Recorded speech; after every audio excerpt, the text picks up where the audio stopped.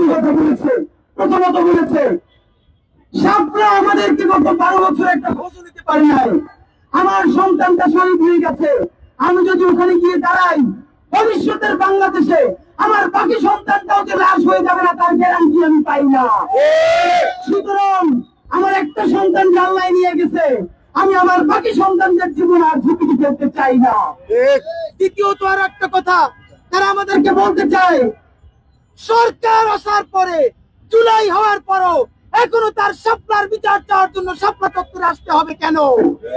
বন্ধুরা আমার, আপনাদেরকে শুধু একটা স্মৃতি কথা মনে করাই।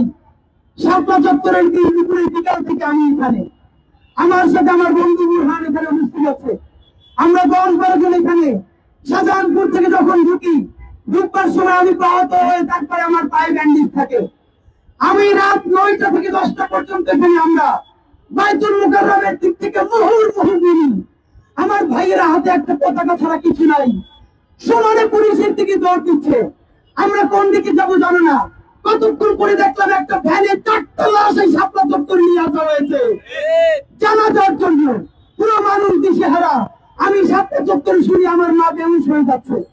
রাত 9টা 10টা যখন বাজে আমার বাসা থেকে বললো মায়ের বাসাকে চাইলে এখান থেকে বের হয়ে তারপরে জানাও। আমি অসহায় হয়ে পড়লাম।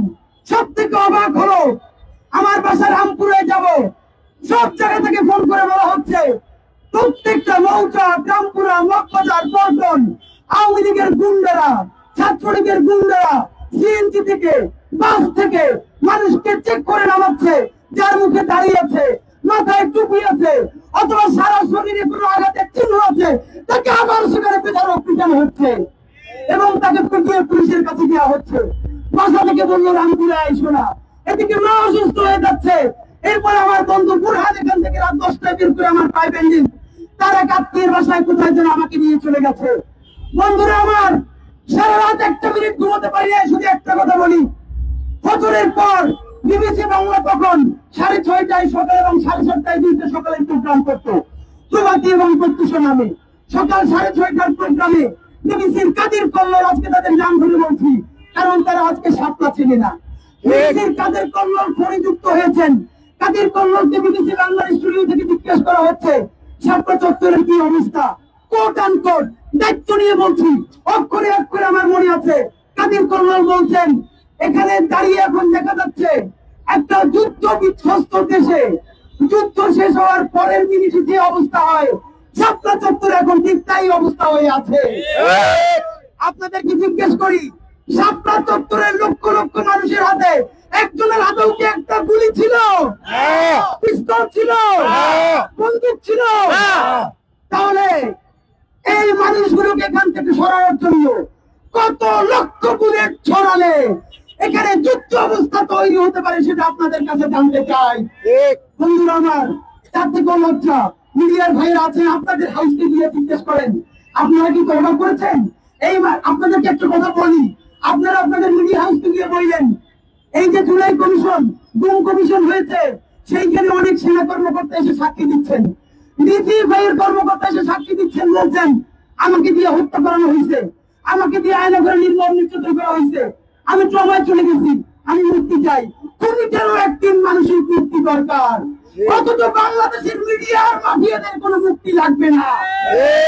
ভাইরা আমার, লক্ষ লক্ষ মানুষের জীবন নাশ করে দেওয়া হচ্ছে, রক্তের যমুনা বয়ে যাচ্ছে।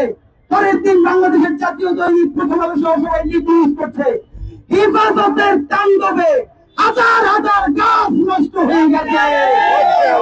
ভাইরা আমার, গাছ আমরা ভালোবাসি, এদের কাছে একটা গাছের জীবন অনেক, কিন্তু মাদ্রাসা পড়ুয়া গ্রামের কওমি মাদ্রাসার একটা ছোট ছেলের জীবনের 1 পয়সা দাম তাদের কাছে নাই। আমরা জানাতে চাই পিলখানা, শাপলা এবং জুলাই প্রত্যেক শহীদের রক্ত কিন্তু লাল, এদের কাছে কোনো শহীদ পৃথক নয়, গ্রাম আর শহরের শহীদ আলাদা নয়। আপনারা কি করেছেন?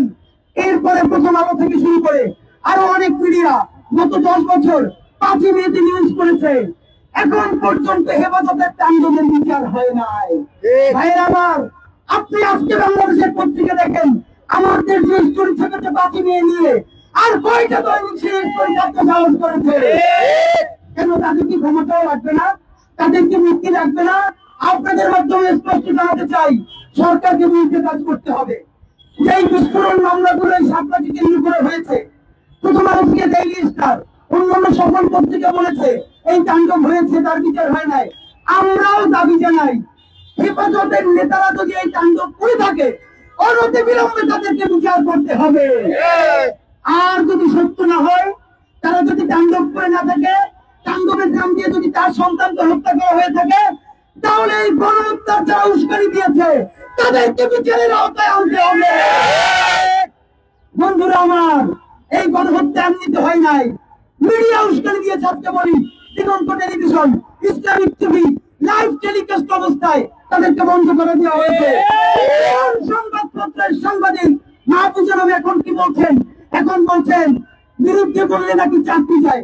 অদ্ভুত, সরকার মিনিমাম তাকে হস্তক্ষেপ করে নাই। গণহত্যাকারীর পক্ষে দেওয়ার কারণে আমরা জনগণ প্রেসার দিয়েছি, মিডিয়া হাউস তাদেরকে চাকরিচ্যুত করেছে। বলছে সরকার নাকি চাকরিচ্যুত করেছে মাহফুজা সাহেব। এরপরে আমাদের মানব কবিদের সম্পাদক সাহেব, আপনাকে জিজ্ঞেস করতে চাই, দিগন্ত কোন অবস্থান নেয় নাই, শুধু সাপলার গণহত্যা দেখাচ্ছিল। কারণ 10টায় ইসলামিক টিভি দেখাচ্ছিল, তাদেরকে যখন সম্প্রচার অবস্থায় বন্ধ করে দেওয়া হয়েছে, কবে আপনি তার পক্ষে মানববন্ধন করেছিলেন? এই সাপলার পক্ষে, জনতার পক্ষে দাঁড়ানোর জন্য আমার দেশের কি হয়েছিল আপনাদের মনে আছে? মাহমুদুর রহমানকে দিনের পরে দিন অফিসে অবরুদ্ধ রাখা হয়েছে, আমার দেশ পত্রিকা বন্ধ করে দেওয়া হয়েছে, আমার দেশের মাহমুদুর রহমানকে 5 বছরের অধিক জেল খাটানো হয়েছে, তার জীবনকে জাহান্নাম বানানো হয়েছে। আপনারা কেউ আমার দেশের পক্ষে দাঁড়ান নাই। সুতরাং আমরা বলতে চাই, বন্ধুরা, এই সাপলা গণহত্যার বিচার না করলে জুলাই কিন্তু বৃথা হয়ে যাবে। সরকারকে বলি, জুলাই নিয়ে কমিশন হয়েছে, পিলখানা নিয়ে কমিশন হয়েছে, সাপলা নিয়ে কমিশন করতে আপনার কিসের লজ্জা? আল্লাহর রাস্তে বলেন, আপনি স্পষ্ট করে বলবেন। সাপলার মানুষ গরিব, সাপলার মানুষ শহুরে নয়, তারা প্রান্তিক, তাদের মাথায় দাড়ি টুপি। এই জন্য যদি আপনার সমস্যা হয়। Immigration to Canada. We provide the best quality service and solution for Canada immigration. Please visit our website and contact for details.